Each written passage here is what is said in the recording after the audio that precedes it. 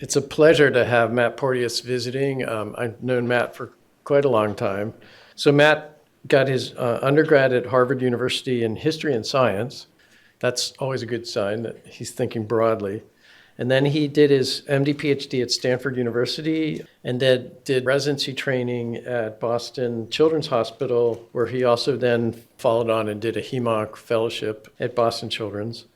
After that, he followed that with a postdoctoral training with a guy named David Baltimore, so some of you probably recognize. Initially at MIT, and then I guess when David moved from Caltech, Matt moved with him. So that's when I first heard about Matt, reading his papers from David Baltimore's lab. And so he had a fundamental observation at that time, which was that there was lots of people trying to get homology directed repair to happen in ES cells and other cell types, and the efficiencies were in the 0.0001 kind of range. And what Matt showed in a really nice paper was that if you had a double-stranded DNA break and then you had a DNA template present, that increased the efficiency of homologous recombination about 50,000 times. So that was now we take that for granted, but that was really a fundamental observation. And he started doing this work because he was really interested in treating genetic diseases by using homologous recombination to deliver DNA templates to fix broken genes, basically.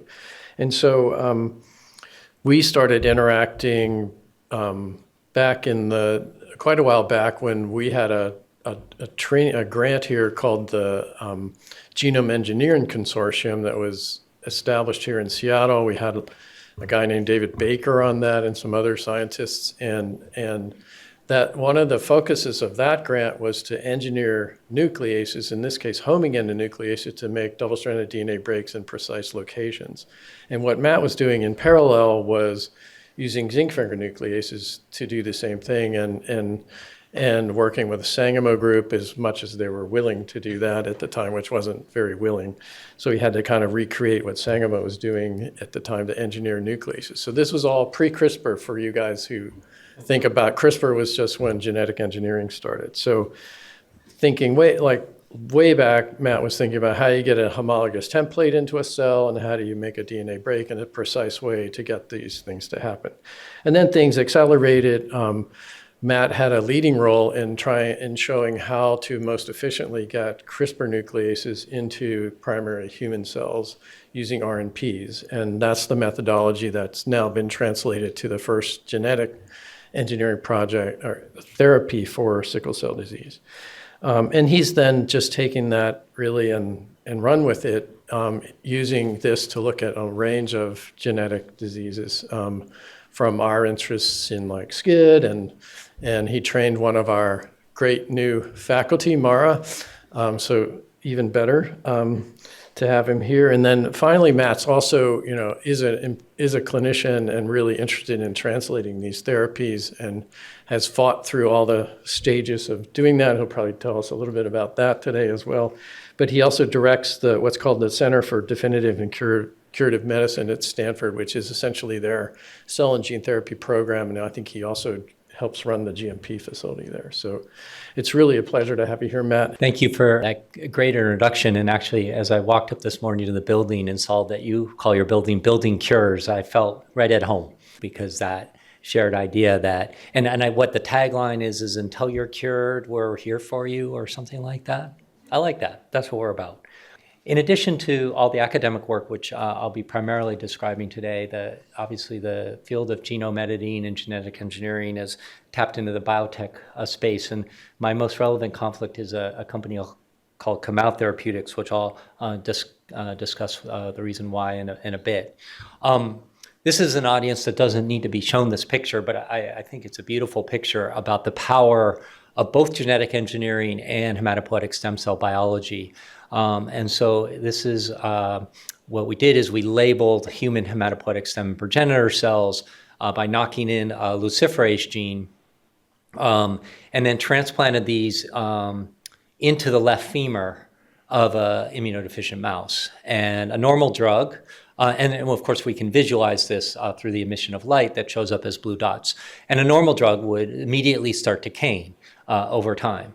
But this stem cell drug, instead of decaying over time, grows at the site of the injection and starts migrating to other parts of the body. And by 4 months post-injection, you can see light coming from all of the marrow, blood-forming marrow cavities of the bone. What this picture underestimates is the progeny of these cells have also distributed throughout the body, including into tissues. And so now we have this very powerful cellular-based drug that can distribute itself and whatever it's delivering to all parts of the body. And of course, we're at the home of the discovery of allogeneic hematopoietic stem cell transplantation by Don Thomas, and there's close to 100,000 done per year globally. The mechanism by which we engineer these cells is by homology-directed repair genome editing.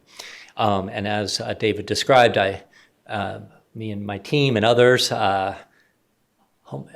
spent many years trying to figure out a safe, effective, and easily designed nuclease to make a site-specific double-stranded break.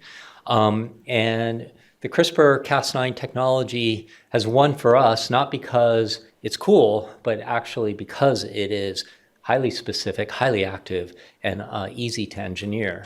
And involves, and we use this by complexing a purified Cas9 protein with a guide RNA that then brings the molecular scissors to the target site of interest where the double-stranded break is created. Now that break can be repaired in a perfect fashion by non-homologous end joining, but the CRISPR-Cas9 complex is so active that it can recut that gene.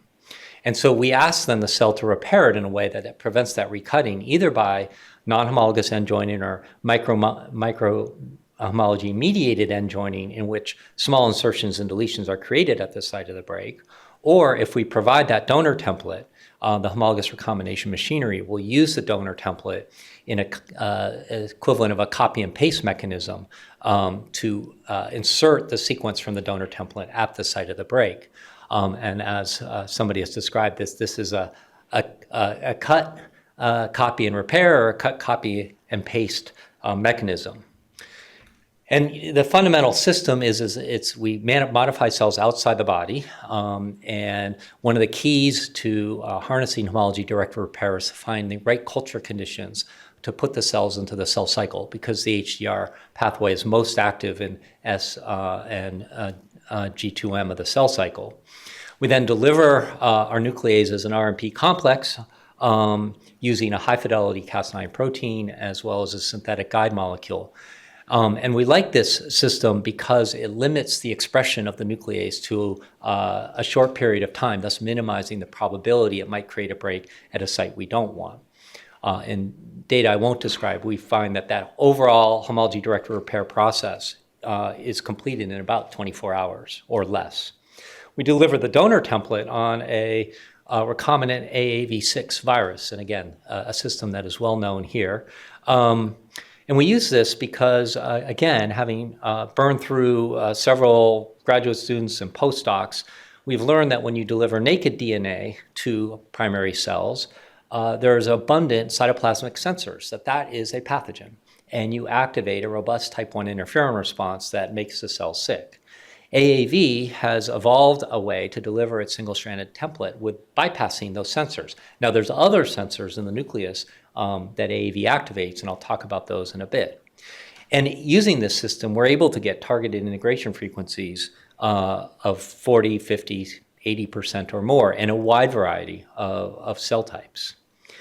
The reason I'm so bullish on homology-directed repair is to use an analogy, the Swiss Army knife of genome editing, because it can do essentially everything that you want, making single nucleotide changes, inserting genes back into themselves to rescue downstream mutations, inserting gene cassettes precisely in the genome, replacing one gene with another gene, inserting one gene in front of another gene or one gene at the end of the gene.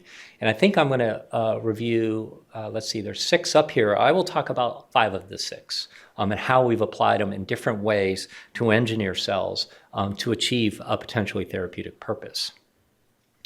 The other reason I'm so interested in hematopoietic stem cells, and it goes a bit to that bioluminescence data, is that the hematopoietic stem cell can provide lifelong durability for the drug, as we now know from hematopoietic stem cell transplantation. But because it gives rise to all of the blood cells in the body, you have this broad biodistribution.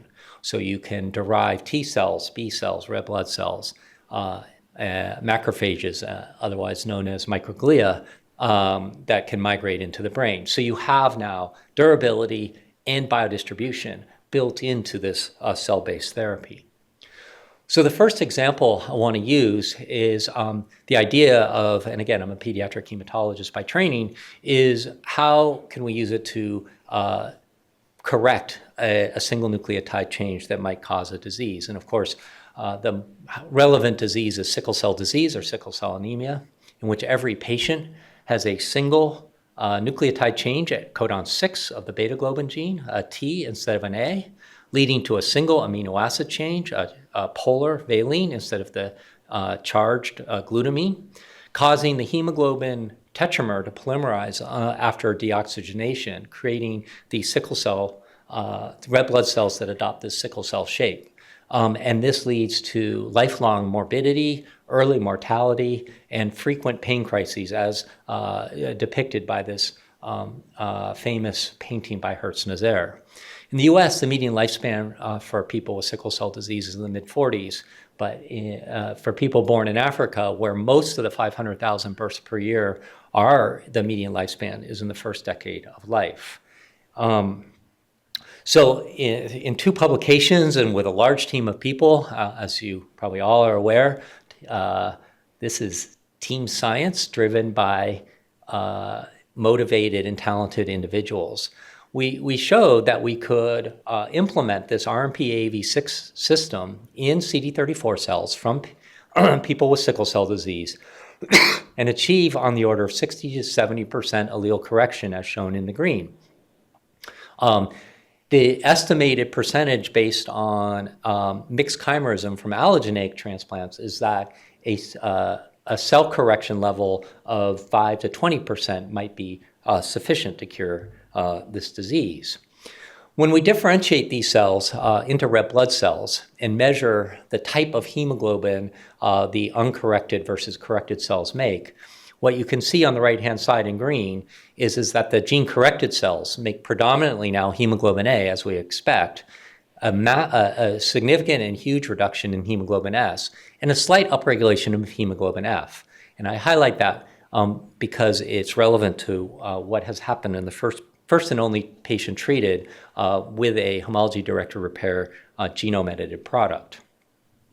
So as David mentioned, we took the work done at the Stanford lab, went through the IND enabling process, got an IND cleared, licensed it to a biotech company called Graphite Bio, who then was the sponsor of the first of the clinical trial. The drug is now called nulabeglogene autoged-temcel, or Nulacel, and the patient was infused on August 9th, 2022. She's now over 2 years post her therapy. What we recognized after the infusion is her cell dose was about threefold lower than we expected based on more sensitive apoptosis assays rather than cell viability assays.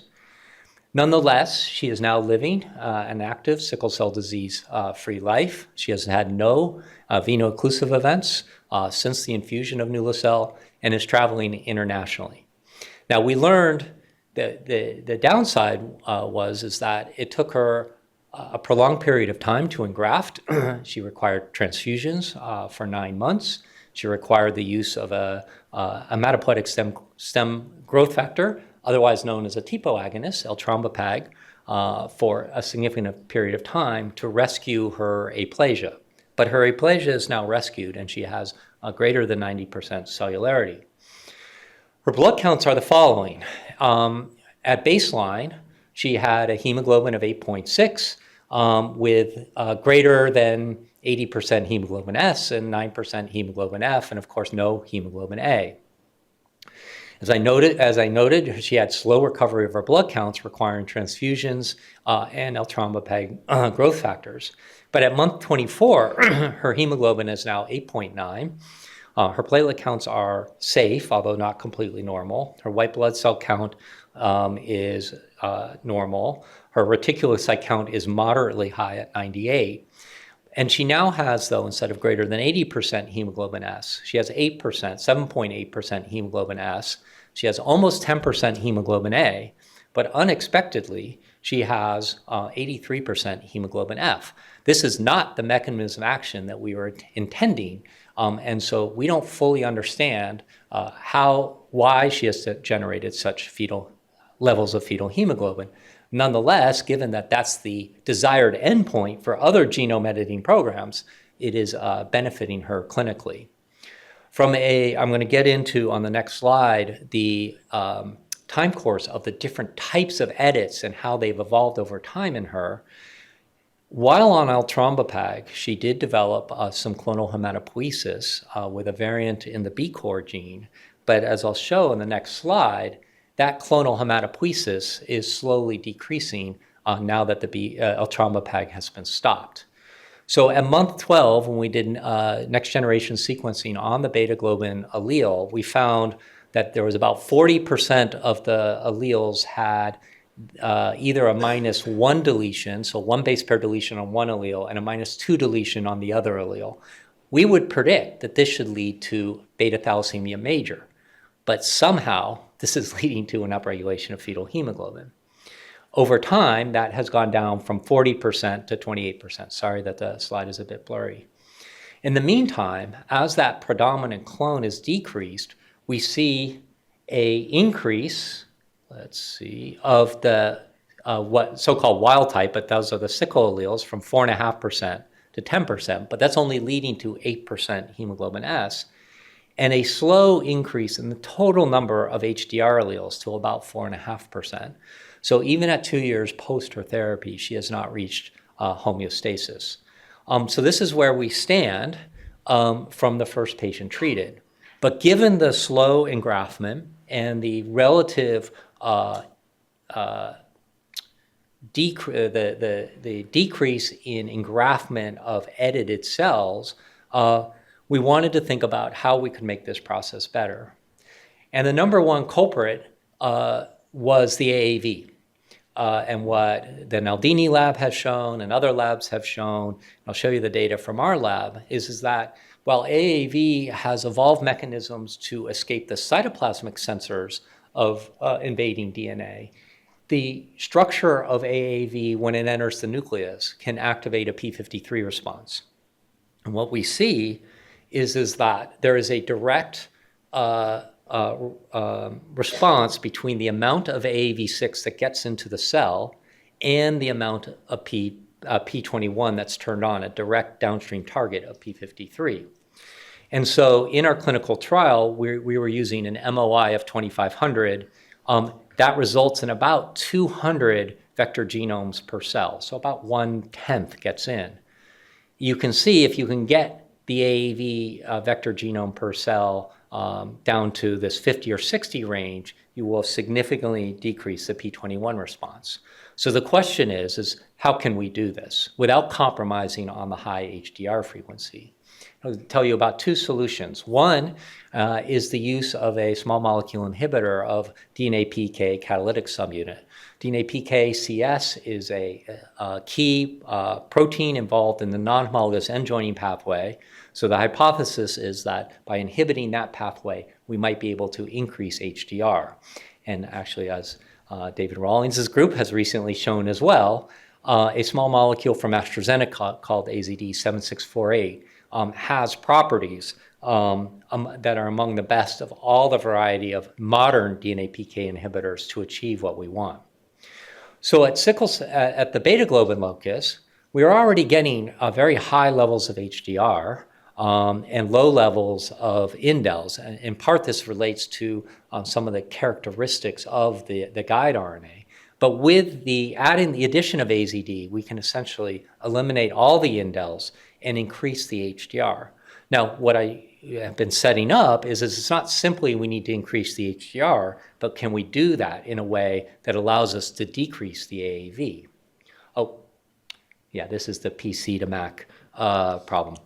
but you can still see this. So before I get to the AAV question, I'll also say a very interesting finding that Sridhar and Sebastian Veal made is the following. So Sebastian came into the lab interested in developing a genome editing approach for a sting-associated vasculopathy of infancy, or SAVI, and he screened 2 guide RNAs, guide RNA3 and guide RNA5, and guide RNA3 alone created high frequencies of indels. And our idea at the time was, well, that's the guide RNA we should use, whereas guide RNA5 did not create any indels. So we put that in the back of the freezer and said, bad guide RNA, not useful. When we did HDR, we found with guide RNA3, there was measurable levels of HDR shown in white. And when we added AZD, that increased significantly.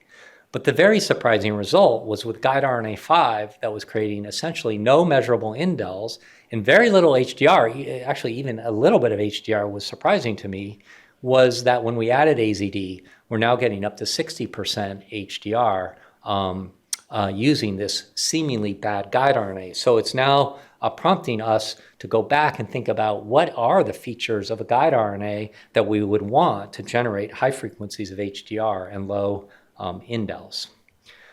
Going back then to the AAV question, Li-Wen Zhu, collaborating with Sridhar, showed that when we didn't use AZD across 3 different healthy donor CD34 cells from 3 healthy donors, with an MOI of 2500, we could achieve, again, that 60 to 70% HDR frequency. When we added AZD and did an MOI of 2500, of course it went up, but more importantly, we could reduce the amount of AAV by 4-fold and still achieve that high frequency of HDR. And that resulted then in this significant, albeit not complete, elimination of the p53 response. A way then of minimizing the p53 response. Now, the second mechanism of potentially reducing the AAV was built on work from Dan DeRoche and others about using a peptide inhibitor of a protein called 53BP1. So 53BP1, just to make things confusing, is not p53. It is activated by p53, but it is a protein that binds to the megabase domain around double-stranded breaks, and it's thought to inhibit HDR. So the concept would be that if you inhibit an inhibitor, you can increase HDR, and that's what Dan and his colleague Paula and others showed. But they were delivering this peptide either as an mRNA or in a DNA plasmid, and we felt like the better way to deliver it, if it would work, would be as a peptide. And so in collaboration with IDT, we were able to show, and Ron Bake, who led this study when he was a technician in the lab, that again, by using 1,500 micrograms per mil of a wild-type peptide, we could reduce the amount of AAV needed and still achieve that high frequency of HDR of 67% in CD34 positive cells.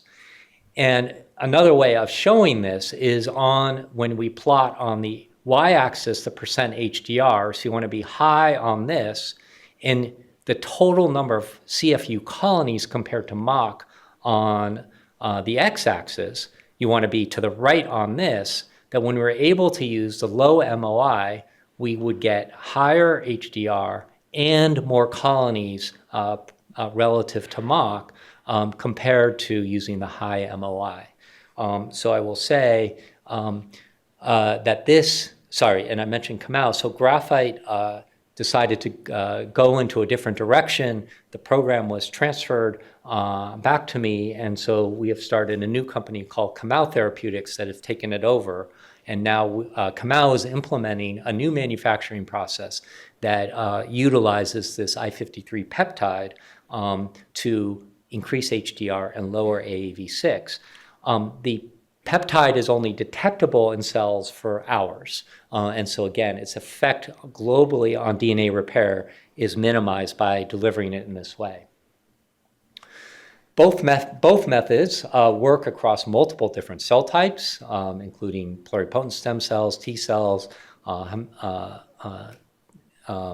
bronchoepithelial cells, or mesenchymal stromal cells. And in fact, sometimes these two can work in synergistic or additive ways as well, which I won't show the data here.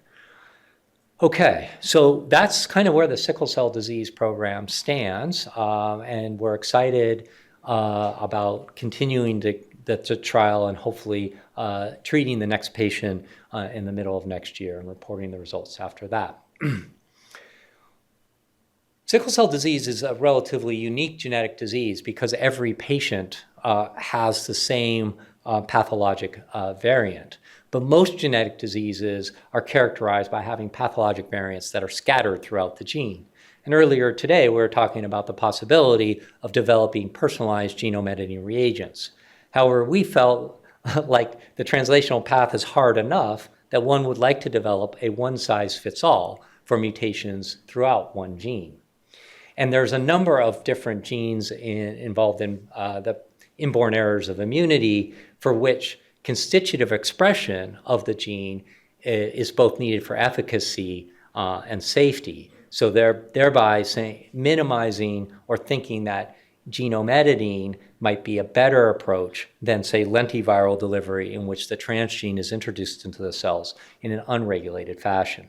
And this audience knows many of these genes far better than I do. So Mara showed that what she could do for SCIDX1 is insert a wild-type copy of the cDNA, a la what you would do with a lentiviral vector, but instead of having it insert in an uncontrolled fashion in the genome, insert that wild-type copy exactly at the initiation codon of the endogenous gene, and thereby get endogenous regulation of control. What Sukhsi Deravan and Harry Malik then did in collaboration with Mara is compared this integration approach with lentiviral delivery, and they showed that actually NK cell development is better supported by targeted integration of the cDNA rather than lentiviral delivery, presumably because you're getting lineage-specific levels of expression that are more appropriate for NK cell development. Mara then went on in collaboration with Gigi Notarangelo to apply this to RAG2 deficiency. Again, this is a hybrid gene therapy and gene editing approach in which we are going to edit nature's editor by inserting the wild-type copy of the cDNA right back into itself, and thereby hopefully rescuing both T cell and B cell receptor diversity. I'm going to, in the normal pathology in RAG2 deficiency is in the B cell lineage is for there to be a block at the large pre-B1 stage right here, and in the T cells to be a block at the double positive stage. This is these blocks are different than what occurs in mouse cells. And skipping over a fair bit of work, yes, the targeted integration frequencies were high and could be achieved in both cord blood and peripheral blood cells. But I think the key experiments were the in vivo mouse experiments. We were fortunate to get cells from human patients with RAG2 deficiency, what is thought to be a null allele. And when these cells were transplanted into immunodeficient mice, you can see that there was a buildup of cells at the large pre-B1 stage as predicted by other work. Whereas when the cells had undergone gene targeting, there was now a rescue of the block at large pre-B1 stage, so that the percentage of cells at the large pre-B1 stage now approached what occurs when you transplant healthy donor cells, as well as a rescue of mature cells up to 46% from 10%, again, approaching what is seen in healthy donor cells. And similarly, on the T cell side of things, when CD34 cells from a RAG2 patient were transplanted into immunodeficient mice at 2 different doses, there was essentially very little presence of T cells that could be found in the mice. on the order of 0.5% human CD3 cells. So few that TCR sequencing couldn't be performed, so you couldn't do any repertoire analysis. When healthy donor wild-type cells are transplanted, this was really great work by Mara, in which she uses intrahepatic ejection in neonatal mice, one of the best ways of generating human T cells. You can see there's a large percentage of human CD3 cells. And again, when we transplanted, or not me, Mara, transplanted corrected CD34 cells, we've now found measurable levels of human CD3 cells. What's I think even more exciting, though, is when TCR sequencing was done to look at the diversity of TCRs, and then you map that using the Shannon index score. The diversity of TCRs in the gene-targeted cells was equivalent to that found in healthy donors. So we rescued the diversity that is essential for our immune system to keep us healthy in the exciting environment that we live in. So this approach now has been used by a large number of labs, some of whom I've listed here, and some of whom could tell me what I've just said that is all wrong. I will say, how come these aren't in the clinic right now? And it is, I think, a failure not of science. It is a failure, I believe, of our business models, that rare and ultra-rare diseases right now are not considered commercially viable, and therefore the resources needed to translate from strong preclinical mouse studies into humans is really lacking. What the solution is, I don't know, but I think what has been discussed, and I think my best guess is we need new business models to develop safe and curative therapies for rare and ultra-rare diseases, that the current systems of having large pharmaceutical companies determine what gets into patients is simply not working for our patients. In the last few minutes, I'd like to then switch from correcting an underlying genetic variant to using HDR to add new functions to a cell, such that when it's circulating in the system, it has a therapeutic function, so a form of synthetic biology. And the first example I want to use is using gene editing to insert a promoter and gene cassette precisely in the genome. This could be a safe harbor in which you pick it because it has no known consequence to insert there, or you can pick it because the insertion itself has a purpose. And some of you may have deduced that one of the diseases one may go after using this approach is to treat HIV. This is still a global pandemic with millions of people living with it around the world, with only a small fraction of them on highly effective small molecule suppression therapy.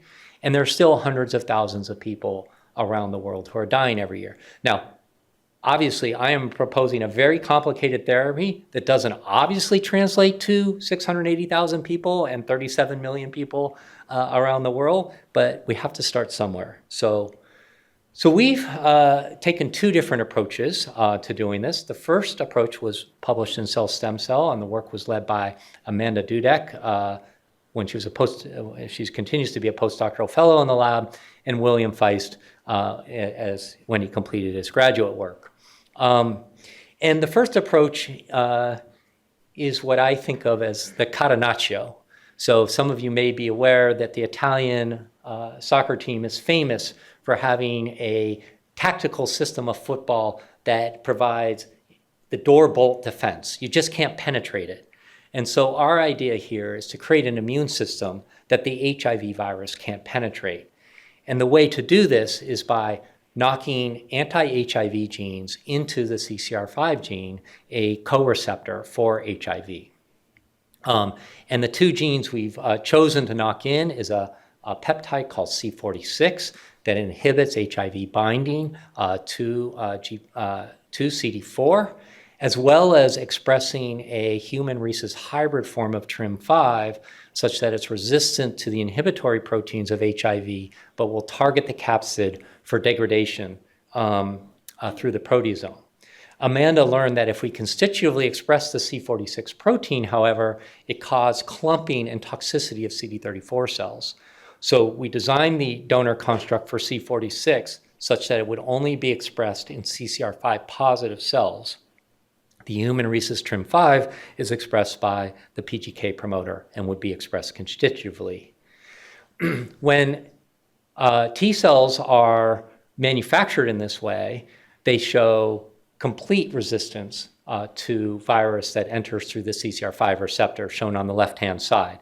There's some variability in the experiment, but this was complete resistance to R5 tropic HIV. However, when you use an X4 tropic HIV, the knocking out CCR5 has no effect on inhibition. But when you introduce either C46 or the human rhesus TRIM5, or both of them together, you now see a logs fold reduction in the ability of X4 virus to infect HIV. And this is actually, this is probably underestimating the effect because our knock-in frequency in the T cells is around 40%, which means 60% of the cells would be susceptible to an X4 tropic virus. So this is suggesting as well that perhaps we don't need to have 100% of the cells resistant, but if we create an environment that tilts the balance, we can achieve a therapeutic effect. I'll get into engraftment with this part of the story. So then William, who, as I said, completed his PhD this summer, and Sophia, who's a current MD PhD student, said, well, actually the concept or the saying came from Kaya, who's a very talented undergraduate student in the lab, who pointed out that offense is always going to make a better team than defense alone. So how can we add offense to the system? And the idea was to introduce a expression cassette for a broadly neutralizing antibody against HIV by knocking it in with a B-cell specific promoter that drives a broadly neutralizing antibody, such that now the T cells would be resistant, T cells and monocytes and macrophages would be resistant through the CCR5 knockout, and the derived B cells would be secreting these broadly neutralizing antibodies as a way of sopping up HIV that might be in the circulation. And again, the approach is a hematopoietic stem cell approach in which patient cells are derived, engineered, and then transplanted back, where we would achieve both this CCR5 knockout and broadly neutralizing antibody expression. The knock-in was good across multiple broadly neutralizing antibodies, including the FDA-approved iberdomide. To determine how this would work, we did direct knock-in of these cassettes in mature B cells using protocols developed here by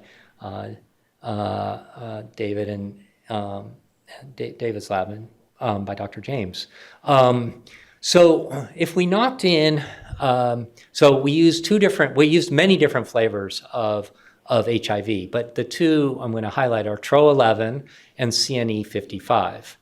TRO11 is the 101074 is highly potent against TRO11, but not potent against CNE55.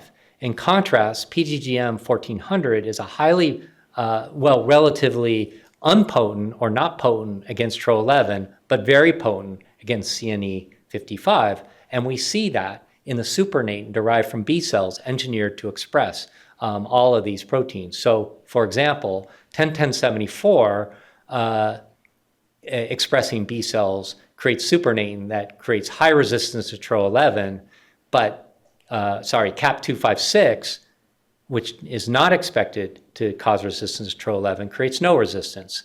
In contrast, CNE55, there is no resistance from 101074 expressing B cells, but a high level of resistance from the CAP256 expressing B cells.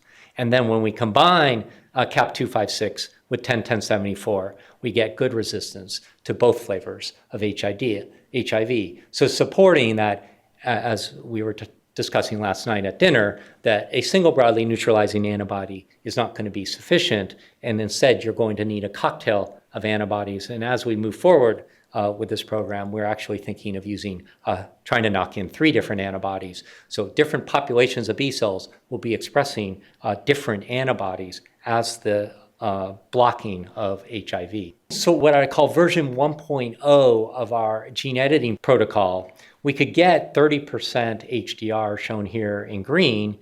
We could get engraftment, and the indel cells engrafted very well. But like we and many others have found, the engraftment of knock-in cells was low in the bone marrow and even lower in the spleen.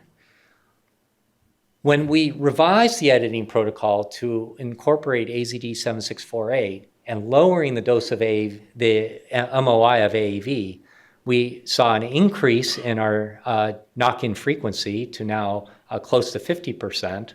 The engraftment of those cells still showed excellent engraftment of the indel cells, but now we saw very good engraftment across almost all the mice. This one mouse is a little lower at 10% of the knock-in cells. So the some in vivo evidence that as you improve the manufacturing process, the ability to preserve your HDR edited cells in vivo also improves, and again, supported by data published in Molecular Therapy Methods in Clinical Development this year by the group here. So that program is now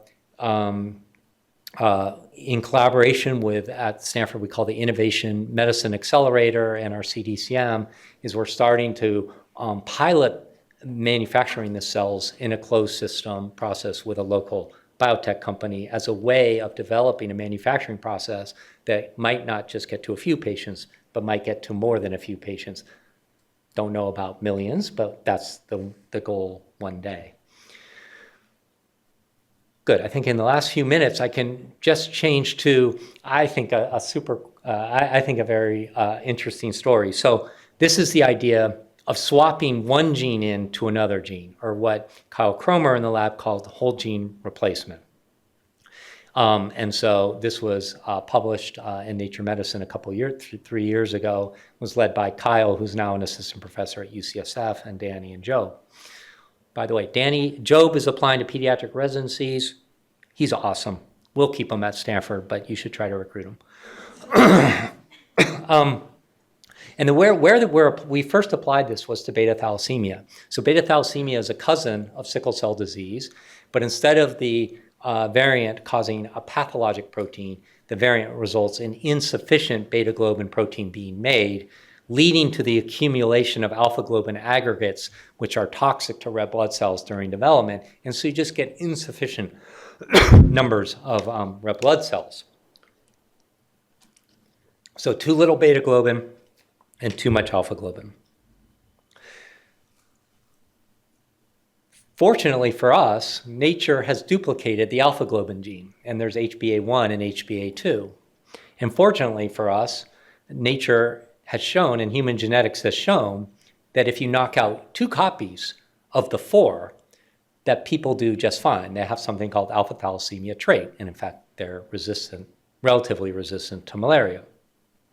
So this gave us the idea that if we could swap beta globin into one of the alpha globins, we could both reduce alpha globin and increase beta globin. And so HbA1 and HbA2 in the coding sequence are 100% identical at the nucleotide level. But Kyle and Job were able to identify a guide RNA that was just 3' to the stop codon that could distinguish between HbA1 and HbA2. Skipping over the data, showing the distinguishing, they then explored whether they could knock beta globin into alpha globin, and found that if they use longer homology arms than what we usually use 400 base pair homology arms, in this case, they expanded them to 800 base pair, they could flip out the alpha globin gene, exons 1, 2, and 3 of the alpha globin gene, and put in exons 1, 2, and 3 of the beta globin gene, and achieve that at a frequency of an average of 37%. But I always believe you're doing real experiments in human cells when you see this sort of variability. And then in collaboration with John Tisdale and Vivian Sheehan, John providing us with GCS mobilized cells from beta thalassemia patients, and we knocked in the beta into alpha, differentiate these into red blood cells, and then Vivian Sheehan did single chain analysis and showed that we could now get a beta globin peak that was about 50% of the alpha globin peak. This is the ratio that is found in patients or people with beta thalassemia trait. We know beta thalassemia trait is healthy because there's tens of millions of people who live with beta thalassemia trait, and Pete Sampras, who won 7 Wimbledons, has beta thalassemia trait. So I wish I won 7 Wimbledons. That would be an okay thing. They're probably not going to win the Tour de France, though. Okay. The problem was that when we engrafted these cells, we once again found that in the bulk human CD34 cells, instead of having a knock-in frequency of 30 or 40% that we had before transplantation, most of the mice now had a level of engraftment of 5%. Now, it's questionable whether 5% would be sufficient to rescue the anemia of a patient with beta thalassemia, but that is thought to be probably below the level necessary. So unlike the immunodeficiencies, where there can be a natural selective advantage, we thought about, is there a way that we can engineer a selective advantage into these cells such that we get better bang for the buck? Again, this was led by Kyle, Sophia, and Joe. And it was recently published in Nature Biomedical Engineering.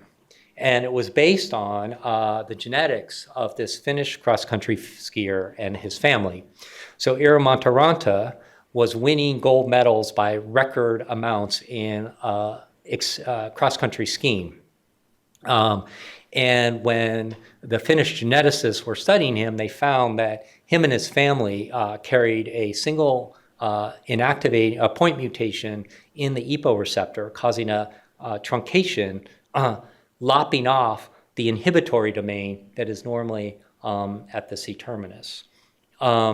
And this family runs now, instead of a hemoglobin of 14 or 15, they run a hemoglobin of 22.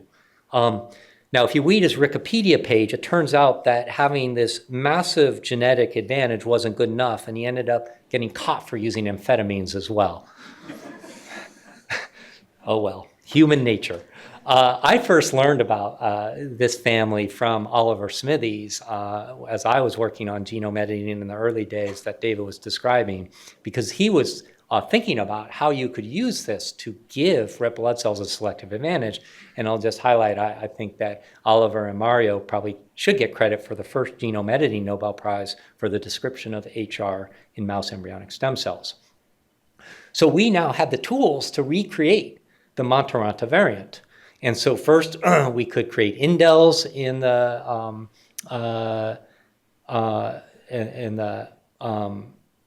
C-terminus of the EPO receptor, or we could use HDR to insert exactly the stop codon and mark those cells with GFP.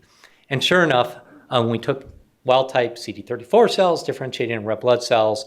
Those cells that had this variant selectively proliferated in our in vitro differentiation. So then we combined what we did in the prior paper by knocking beta into alpha, but now we link the beta, and the best construct actually is linking it through an iris and seeing if now we can give a selective advantage of the cells that contain the knock-in over time. And what you can see here, let's see, we want this blue one, is that the initial knock-in frequency was a bit over 20%, but at the end of the editing, the knock-in frequency was over 60%. So we gave these cells a 3 to 4-fold selective advantage. So I think this is a way for us, if we can't get engraftment of high proportions of edited HDR edited cells, how can we give these cells an advantage that we can take care of moving forward?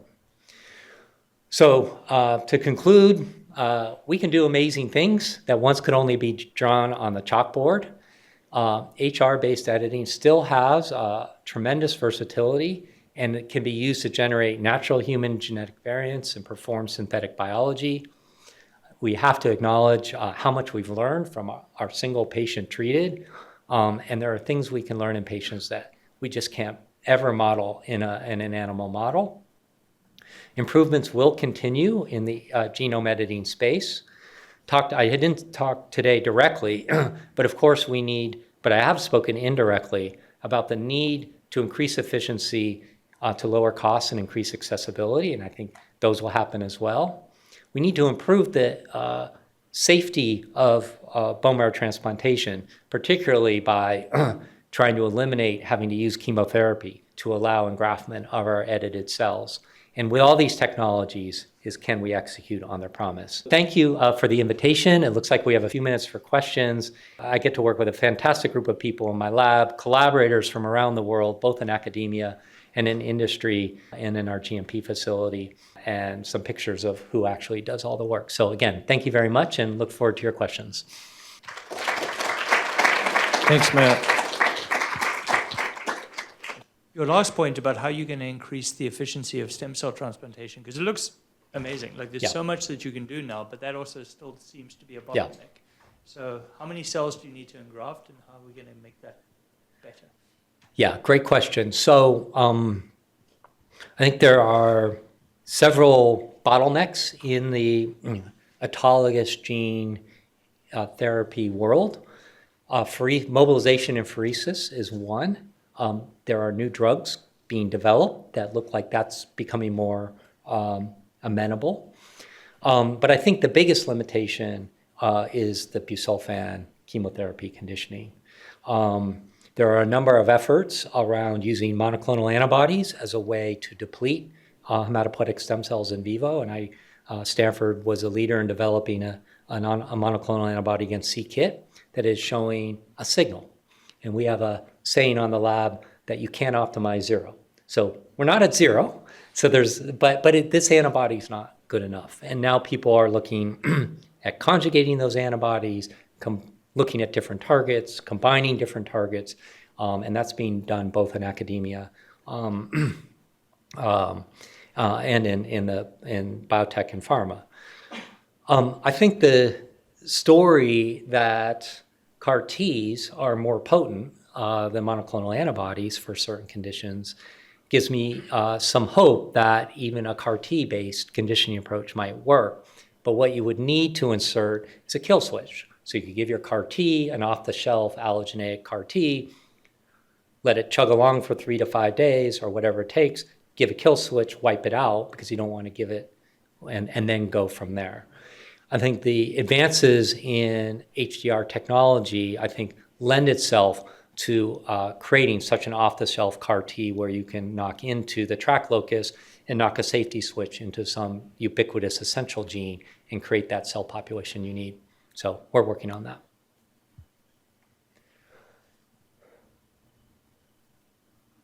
All right, I scared everyone. There's one there. Yeah.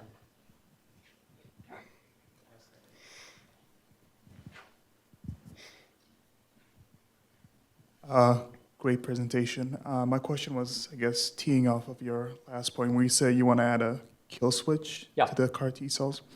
Why not just genetically engineer like NKT cells, since they live for a short period of time?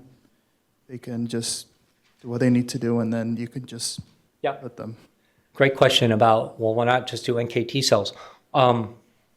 Well, the short answer is I don't know enough about NKT cells, so maybe that's exactly what we should do. And the second answer to that is talk to Mara, because she wants to get into NKT cells, and I think that's an interesting idea. The third answer is I think you want to be able to define, though, when the cells are gone. I would worry about a variable persistence if you didn't have a kill switch in, but nonetheless, if you knew these cells only lasted, an off-the-shelf NKT only lasted for 3 days reproducibly, I think that could work. Yep. Bruce.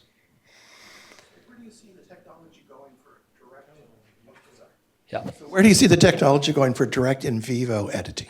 Yeah. I think You hear that HD last night? It's Yeah. like, it's going nowhere. That's what it's called. Yeah. No, but I'll be nice. I think in vivo genetic engineering, other than the liver, is quite far away. I think, though, I started working in this when people told me HDR was quite far away, and here we are. So let's work through what we might be able to get to. I mentioned that HDR requires cells to be in cell division to be highly frequent. I think most cells in the body, well, not I think, most cells in the body are not dividing. I think getting HDR editing in vivo might be quite challenging in the tissues I'm most interested in.